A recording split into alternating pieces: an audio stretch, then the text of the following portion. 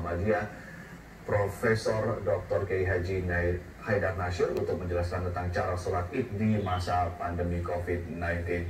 Assalamualaikum warahmatullahi wabarakatuh. Selamat pagi, Kiai Haidar.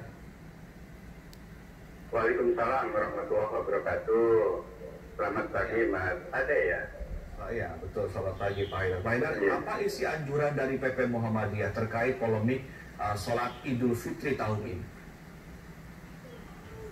Secara umum kita mulai dari titik tolak bahwa segala kedaruratan dan ketidaknormalan yang ada baik dalam konteks keberagamaan maupun dalam kehidupan sosial kemasyarakatan dan kebangsaan dimulai karena adanya pandemi COVID-19.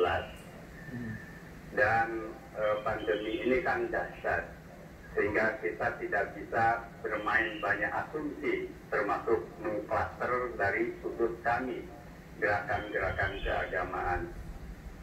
Yang jelas korban sudah banyak, dan sekarang realitasnya kita tidak bisa memastikan bahwa di daerah-daerah yang kelihatan awalnya aman, ternyata ada transmisi lokal, ada OTG, dan lain sebagainya.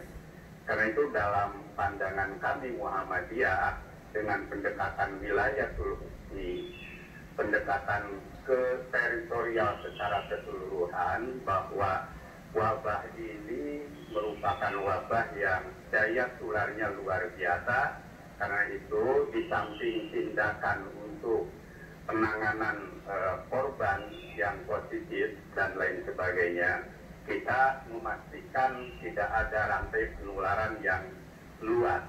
Dalam konteks inilah maka Muhammadiyah mengambil keputusan fatwa tarzih berkaitan dengan segala bentuk ibadah yang melibatkan jamaah di luar, baik itu di masjid maupun di lapangan, termasuk untuk Idul Fitri.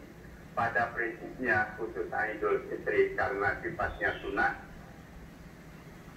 karena kondisi yang sangat darurat seperti itu sebaiknya tidak dilaksanakan atau ditiadakan. Tetapi yang kedua opsinya, yang juga punya dalil yang kuat, bagi yang berkehendak dan merasa lebih mantap, maka dibolehkan untuk melaksanakan sholat Idul Fitri di rumah dengan tata cara yang sama sebagaimana Idul Fitri di lapangan. Baik, Pak Haidar, bagaimana kemudian anjuran dari PP Muhammadiyah bisa sampai dan bisa dituruti oleh semua Muhammadiyah sampai ke akar rumput? Baik, Muhammadiyah kan memiliki jaringan organisasi di tingkat organisasi otonom, ada Aisyah, Nasihat Aisyah, dan seterusnya. Juga ada pimpinan wilayah sampai ke tingkat kelurahan, kelompok, yakni sampai ranting. Nah, lewat jalur organisasi inilah kemudian surat edaran dan kebijakan keagamaan yang dilakukan PP Muhammadiyah itu disebarluaskan, disosialisasikan, dan kemudian akhirnya ada sistem organisasi yang memastikan bahwa pelaksanaannya dapat tertunaikan sebagaimana mestinya.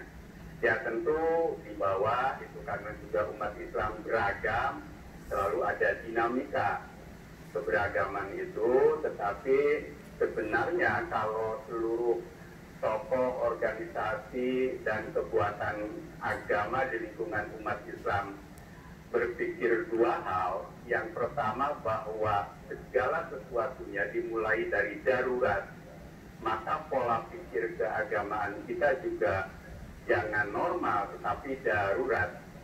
Dan prinsipnya kan kita la dororo wala diroro, jangan berbuat yang membuat kerugian bagi diri kita sendiri dan kerugian bagi orang lain.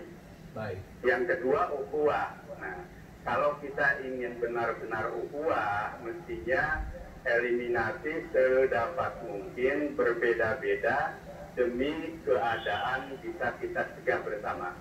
Karena itu menyangkut hifdzun nafs. Ini menyangkut penyelamatan jiwa manusia yang banyak. Disinilah ukhuwah itu seharusnya terwujud. Baik.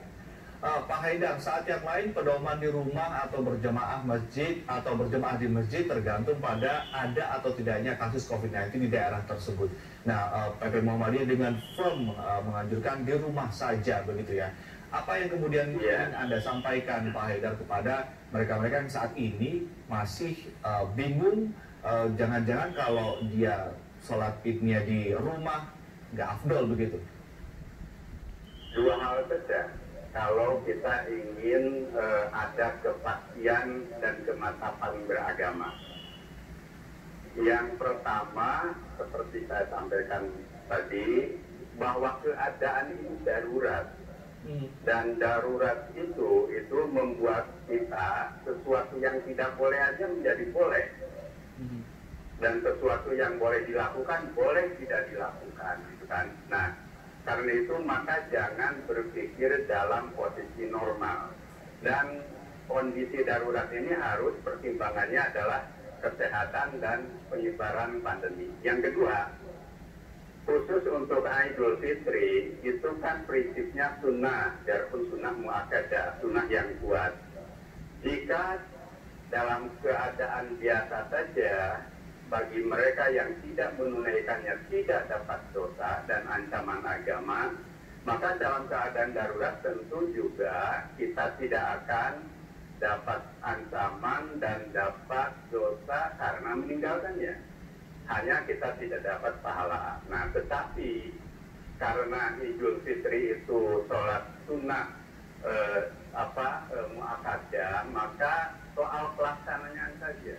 Yang biasanya di lapangan atau di masjid bagi mereka yang menunaikannya, maka dipindah bagi mereka yang memastikan untuk ingin sholat Idul Fitri, yakni Idul Fitrilah di rumah, insya Allah itu dan dapat pahala. Baik, dalam surat edaran PP Muhammadiyah dicantumkan juga tuntunan dan panduan. Tadi Anda mengatakan bahwa sebetulnya secara panduan masih sama dengan yang ketika kita lakukan di masjid atau di lapangan.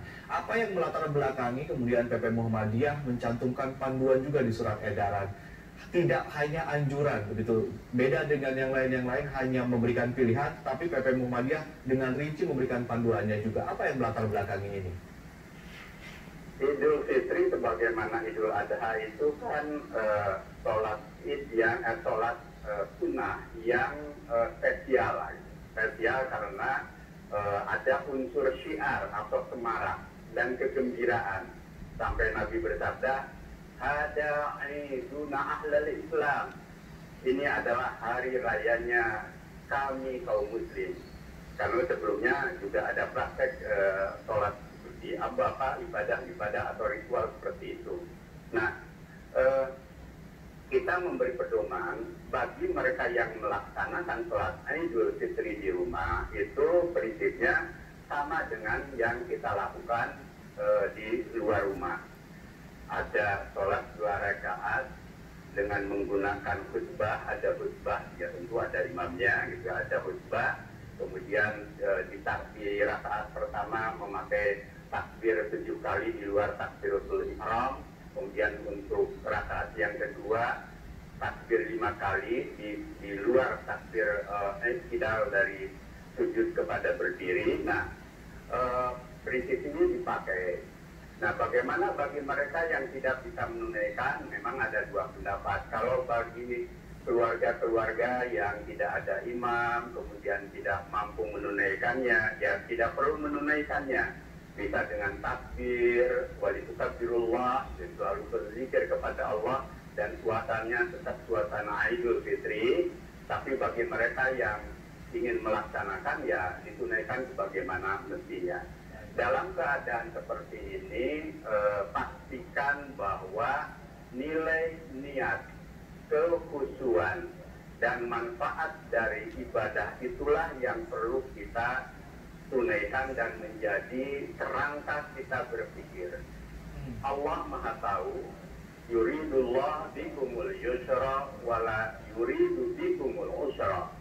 Allah tidak menghendaki kesukaran Allah menghendaki kemudahan. Baik, terima kasih Pak Haidar Nasir. Kita berharap tentunya panduan dan juga begitu firmnya PP Muhammadiyah ini bisa ditiru oleh otoritas-otoritas lain, sehingga bukan hanya panduan saja tetapi dalam aturan pun lebih firm, tidak atau boleh begitu ya. Terima kasih Pak Haidar telah bergabung bersama kami di Metro Pagi Prime Time. Dan pemirsa tetaplah bersama kami.